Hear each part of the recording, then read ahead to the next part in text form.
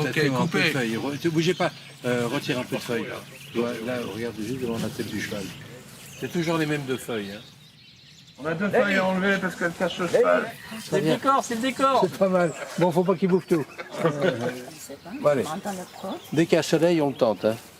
Je me suis toujours demandé comment se fait-il que tous les animaux, qu'ils soient des animaux domestiques ou relativement sauvages, quand ils sont dans un film, ils ne sont pas à part entière, ils ne sont pas présents, ils sont en complément.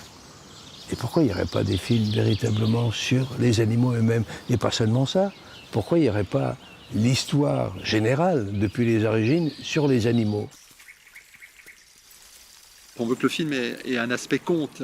On veut qu'il nous emmène vers la nature, mais il ne nous amène pas vers une nature entre guillemets documentaire qui va nous montrer le comportement, l'animal et tout ça. Il veut nous raconter une belle histoire. Il veut nous faire voir en plus une multitude d'animaux. Il ne s'agit pas de s'attacher uniquement au loup, uniquement à l'ours.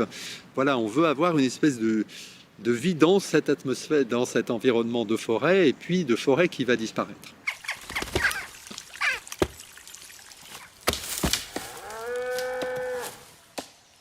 Un animal, si on veut le comprendre, il faut qu'il soit dans une partie de son milieu, et c'est la correspondance entre le milieu et lui qui fait que l'animal est là. Et nous, on veut une technique qui ne soit pas comme les feux de la rampe, qui donne un côté de la scène et l'autre côté de l'observateur. On veut que ce soit ensemble.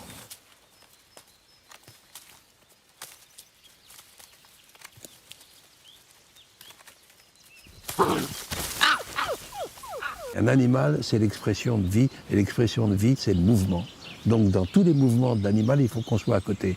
Donc c'est pas à côté avec un zoom, c'est pas à côté avec un téléobjectif, on est à 200 mètres, on arrive à le voir de loin. Non, c'est d'être à côté. Mais d'être à côté quand un loup, quand va à toute vitesse dans la forêt et qui cherche à s'enfuir ou qui cherche une proie, il passe à travers les arbres. Il fallait qu'on trouve ça. Comment trouver ça? Ça, c'est Tiger, un jeune lynx de 10 mois qui est arrivé chez nous à 15 jours à peu près, donc tout petit, au biberon.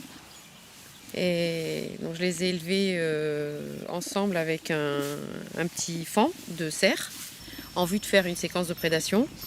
C'est un travail qui a commencé tout petit.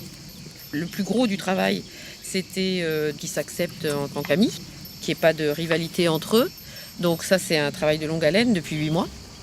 À un moment donné, on obtient vraiment une détente totale et l'animal se met à chasser, se met à avoir des comportements naturels, même dans un espace clos.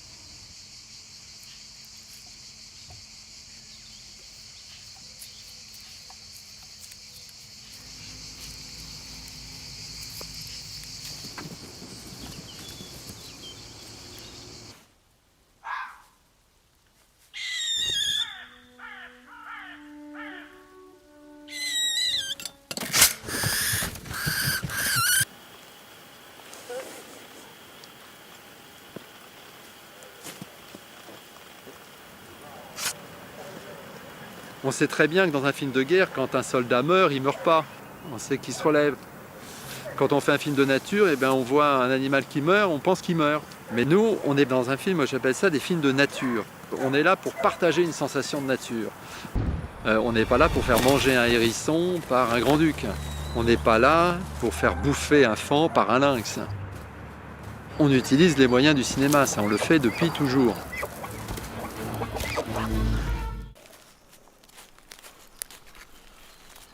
Après un an de vie commune et d'entraînement régulier, Tiger le lynx et DJ le faon sont devenus de vrais acteurs.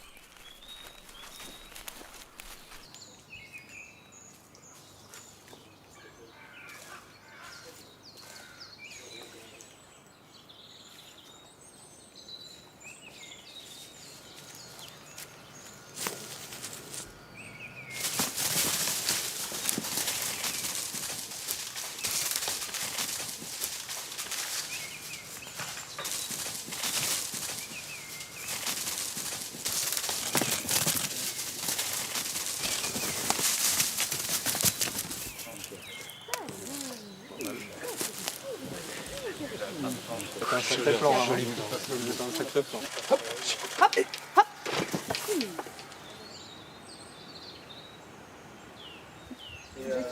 Pour le plan central de la séquence, nous restons dans l'inconnu.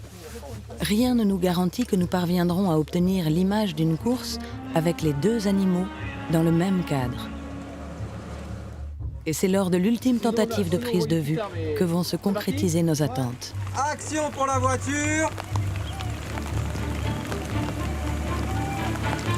Et action Pascal. Il y a l'homme qui arrive sur le fond.